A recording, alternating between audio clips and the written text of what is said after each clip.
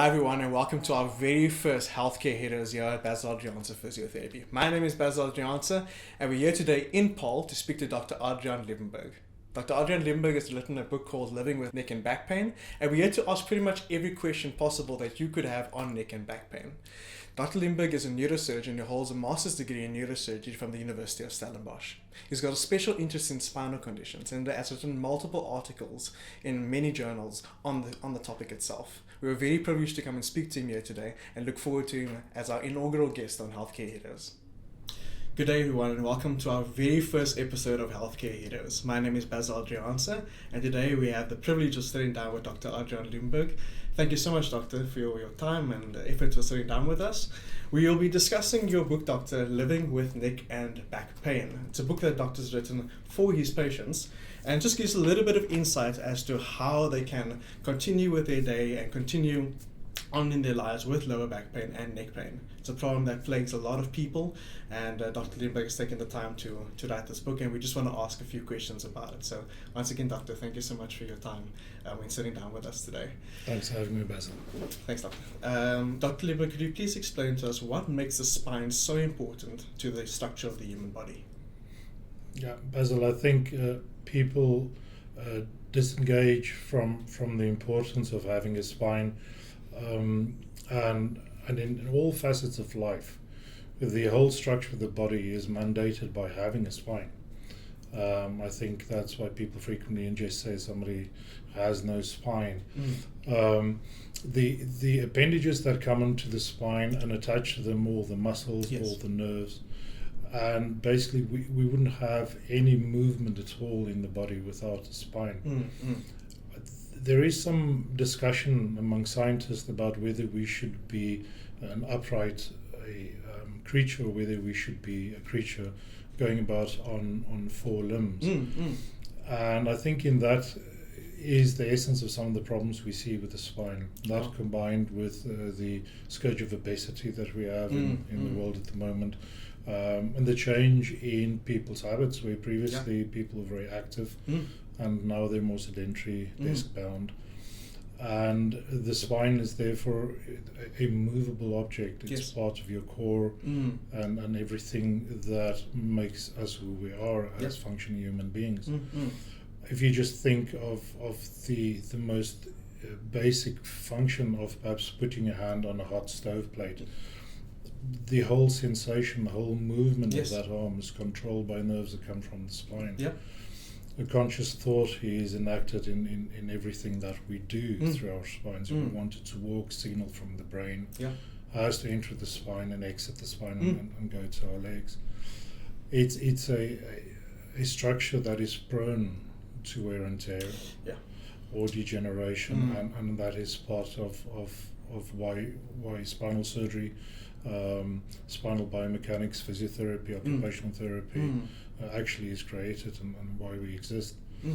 So my whole being and my whole day is completely immersed in dealing with people and their spines. And I think for me over the years, starting off as a neurosurgeon, at first there was more of a kind of attack on the spine from a surgical perspective. And as I've matured, I've learned to really understand the biomechanics of the spine, and I've grown very, very conservative in my management of spinal conditions. So for me, the spine is the core of the human being, and it should be treated with respect. We should understand the spine, and we should use it in a fashion daily life where we don't damage it.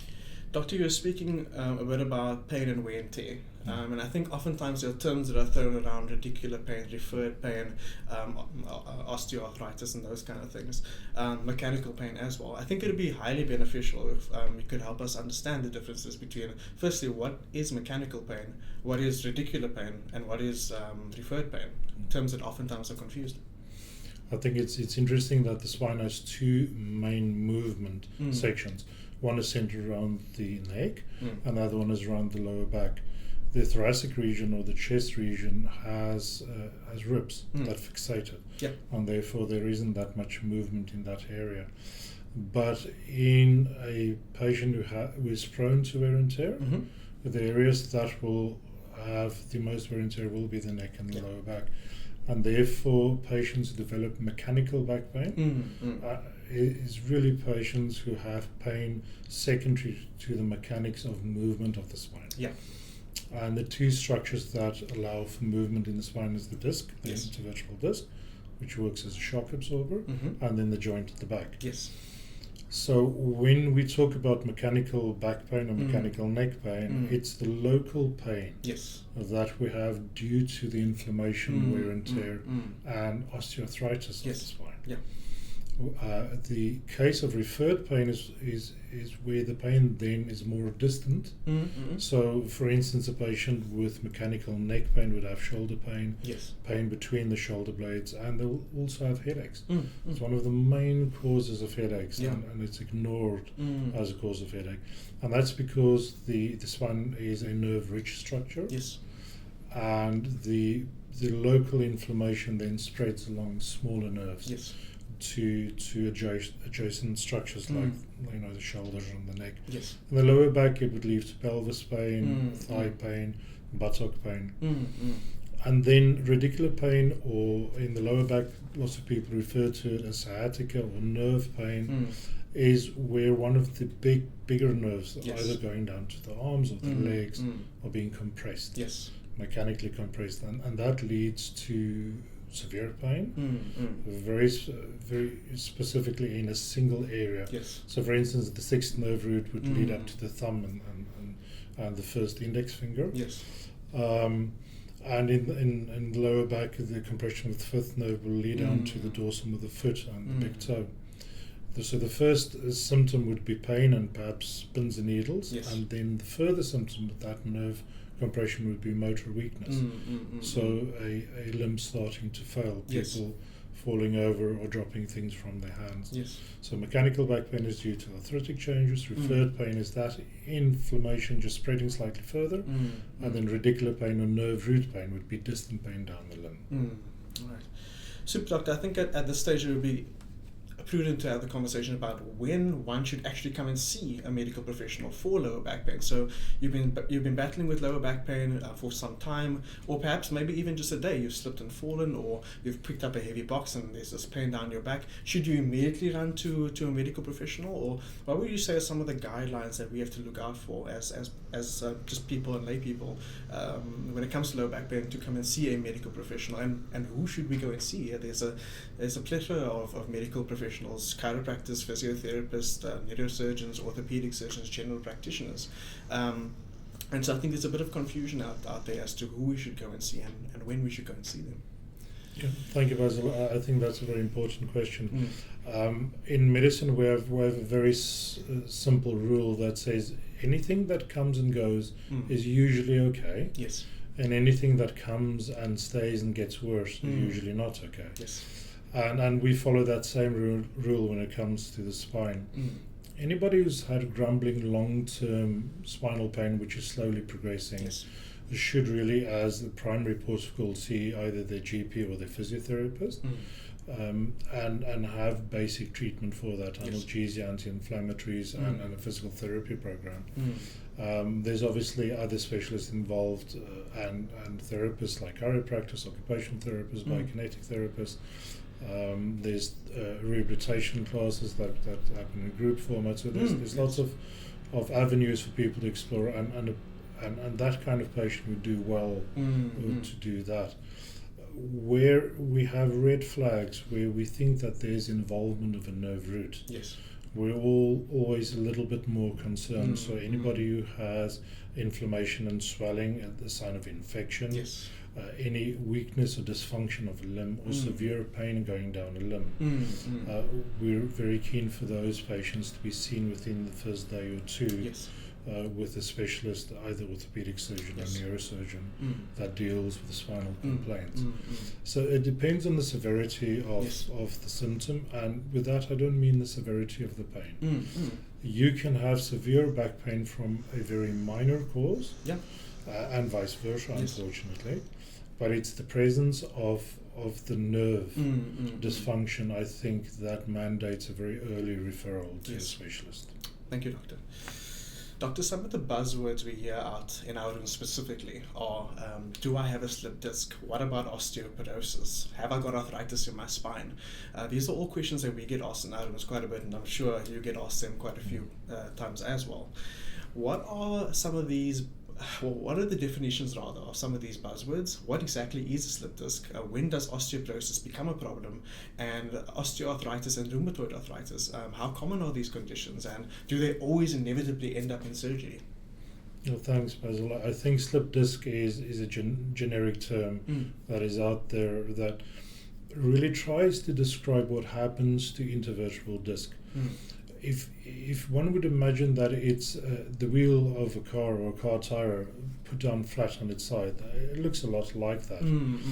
And it's filled with gel. Yes. And it has very strong outer layer, and the whole idea is that it would act as a shock absorber and allow for the spine to move. If there is a tear in the strong outer layer, some of that gel can start leaking out. Yes. And with the tire then actually falling flat. When that tire or the disc starts to fall flat and some of that gel leaks out, it can leak out to where the nerve roots are. Yes. And so you can have a slip disc without pressure on a nerve root, or you can have a slip disc with pressure on a nerve root. Yes. Because the nerve roots run so close to the disc, they're usually the first structure that's involved. So for a layman, a slip disc means that there's damage to the disc with pressure on the nerve root, but it can also just be a marker of low back pain. It can be a chronic process. It doesn't have to be an acute process. And then I think what goes with that is understanding the difference between osteoarthritis, which is inflammation in the joints, the back end of the spine, which causes back pain, and osteoporosis. Yes. People frequently confuse those two. Whereas osteoporosis is usually, in the most cases, what happens to older women, especially women who have had hysterectomy with ovarectomy, where they've lost their ovaries, and don't have the normal hormone production mechanisms. So, Doctor, is this a decalcification of the bone that occurs? It's exactly that. So the usual mechanism of bone being formed and being remodeled every day becomes abnormal, and you get brittle bones. Yes. So osteoporosis is brittle bones, and if you have brittle bones, they can break. Yeah. You can have compression fractures, and that can cause compression of the spinal cord. Doctor, two other conditions that oftentimes get thrown around as well, scoliosis and kyphosis, or sort of a bulging back. We see this very much in older women, particularly in men. As they progress in age, they tend to have this hunchback posture. Is this something you see fairly common? And again, does it always end up in a surgical procedure, or are there other alternative treatment options that you prescribe for these kind of things? About Basil, I think scoliosis we either see as an onset early in life in children and teenagers, or we see it later on in life in teenagers and in young people. It depends on the angle of the scoliosis. And scoliosis just means for people who don't know the S form of the spine, where there is an abnormal curvature to the spine. And in early life, sometimes you can brace it, and you can strap youngsters up so that as the body grows, it's like strapping a sapling, a young tree, to change the direction of the growth. That sometimes works. Unfortunately, sometimes if it's a severe scoliosis, it might require surgery. And then there are very few surgeons who perform that surgery. It's very specialized, and one would have to see a scoliosis surgery specialist for that. Later on in life, it's one of the side effects of getting older is part of the wear and tear process. Some degree of scoliosis happen in lots and lots of people, and we don't specifically do surgery for that, except if there is nerve root compression. So mostly it's treated by exercise programs, the use of anti-inflammatories and analgesia. And once again, surgery would be reserved for an extreme case. The same holds true for kyphosis, kind of a hunchback posture. And that's partially because of osteoporosis in many patients where the vertebrae start collapsing, and then they get an increased curve. because of the nature of the osteoporotic kyphosis, Yes. where the bones are brittle, the bones being so soft, surgery is usually not possible. Yeah. And sometimes there are traumatic cases where people have car accidents, and those in younger people, surgery would be a possibility. But for the great part, scoliosis and kyphosis is managed with physiotherapy, Yes. bracing, and medication, and rarely with surgery, fortunately. Super, doctor. I'd like to touch a little bit on mental health when it comes to lower back and neck pain, doctor. I think oftentimes we neglect the impact that mental health can have on the symptoms that some of our patients feel when it comes to neck and back pain. Could you touch on some of the behavioral patterns that you commonly see with patients that suffer with particularly more chronic forms of lower back pain and neck pain? Behavior patterns and sort of stresses and just normal day-to-day things that people face that can cause exacerbation of these kind of symptoms. Yeah, Basil, I think sometimes we refer to spinal pain as the quiet or the silent disease, or sometimes even the dirty disease. I mean, in the book you're referring to, Living the Back and Neck Pain, I dedicated a whole chapter to Yes. that because it's so important. Patients keep on telling me that because nobody can see the dysfunction, it's not like having a broken arm or having a cut or having had an operation. People don't believe that they have pain. Yeah. And people, because it's a chronic condition, people grow tired of their complaints. Yes. So if you keep on missing work days, and if you perhaps have special accommodations, work that you don't have to do, the type of work that other people have to do, because there's no external features of the pain, the patients are frequently, pushed towards the side, and they feel victimized. Yes. And I think that's a huge problem. And it's not just the professional relationships; it's also at home. Yeah. Intimacy requires a functioning spine. Yeah. And frequently partners are refusing each other intimacy because of the pain. Yeah. And you just imagine the amount of stress that grows from that, and the tension that grows in a relationship where the one is chronically ill without there being any apparent cause for it. So we see patients attending the rooms really in a very, very low place, very despondent because of this. And then secondarily, and sometimes even more importantly, chronic pain decreases your serotonin levels. Yes. And serotonin is our happy hormone, it's a hormone we need to function normally. Yeah. So patients who are serotonin depleted have more pain than they would have had before, and they're depressed. Yeah. And then they have these interpersonal relationship conflicts both at work and at home. Yeah. So they really need lots and lots of support, and I've seen many of my patients being on the verge of bailing out of their relationships, losing their jobs for a condition that really needs a multimodal approach. And it seems to be quite a difficult thing to manage even as a therapist, doctor, because you have to motivate your patient to get better. You sort of have to inject the will to want to carry on into somebody who is suffering with chronic pain. They don't seem to be able to get themselves out of this vicious cycle where they've got this pain and we have a solution, but it requires some energy, some effort from their part to be able to complete a rehabilitation program. And oftentimes they'll present back to your rooms and not having done any exercise, and it can become quite a complex problem. Are there any other team members a doctor would get involved involved in that sort of case? Maybe some medication that might be useful, or not always, but yeah. Yeah, I think psychiatry and medication, specifically to do with serotonin, are very impressive and useful adjuncts that we have to use. We're in a difficult situation in South Africa as far as funding is concerned, that the more team members we get involved, the less funding there is to get the patient through to the other side. So there is a fine balancing act between trying to do it ourselves and getting professionals involved, but certainly, and if you look at the first world, it's very rare that a patient would qualify for spinal treatment without psychiatry input. In South Africa, we attempt to do that as far as we can because we have to look after the whole of the human being. And that means that they have to be nurtured on a psychological level as well, and Yes. not just on a physical level. Mm. So we do attempt to do that as far as we can where Yes. costs allow for it. Thank you, Doctor. You did a lot of your training overseas in England, in Sussex. And there you learned a multi-disciplinary, or as I like to call it, an interdisciplinary approach, where you worked in a team essentially. You worked with physiotherapists, occupational therapists, biokineticists, psychiatrists, psychologists, social workers, in order to assist the patient and address the entire person.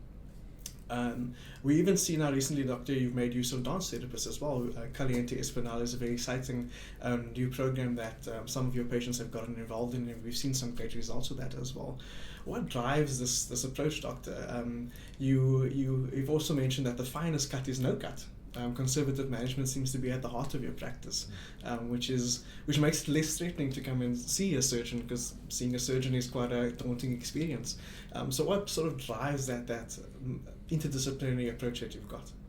Thank you, Basil. I think we alluded to that right at the beginning of our talk, is that I think as you mature and as you start understanding biomechanics of the spine, you understand what nature has created is usually of a far higher standard than you can replicate as a surgeon. Yes. And I tend to see it that in a degenerative condition, in a condition where it's wear and tear, and the patient will ultimately deteriorate and get worse. Yeah. One would want to fiddle with the biomechanics as little as one possibly could. Yeah. And one would want organic healing as far as one can. Yes. And reserve surgery as far as you can for nerve roots that are compressed, preventing paralysis, Yes.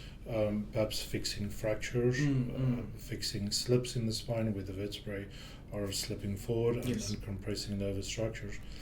And trying to stay away less from instrumented fusions where screws and rods and plates are used. Yes. And what I've seen in the first world is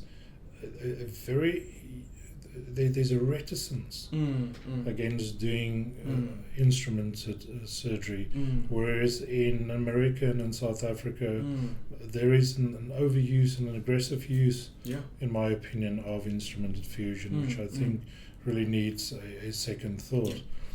And what I've seen from combined therapy programs is absolutely wonderful. We're once again a little bit limited in South Africa in the sense that the medical aids frequently give very little money for rehabilitation, and they also seem to labour under the wrong impression that the surgeon will fix the problem. So I frequently have patients coming to me and saying, Doctor, what are you going to do about my problem? And the answer is, I'm going to do nothing about your problem, but we can do something about your problem. And I think in that sense, the therapy is 80% of the work, and the surgeon's involvement is 20% of the work. And I think, a multimodal thing like Caliente Espinal that you just mentioned, for me it's something of the future. Yes. It's something that is outside of medical aids, it's group therapy, it's something that I hope will have a long-term future in patients' lives. Yes. Because it's affordable. Yes. And in South Africa we have to work with affordability. When we help the patient, we have to help him in his entirety. When a patient comes across my desk who's had surgery with another surgeon who's charged multiples of medical aid tariff, and the patient has lost their house and their car because of the repayments for that, that patient hasn't been helped in their entirety. So I believe one should be conservative in your approach. You should use therapy as far as you can. And when you do surgery, it should be restricted to what is absolutely necessary. Well, Doctor, your approach to healthcare is something to be commended. We enjoy working with you and alongside you.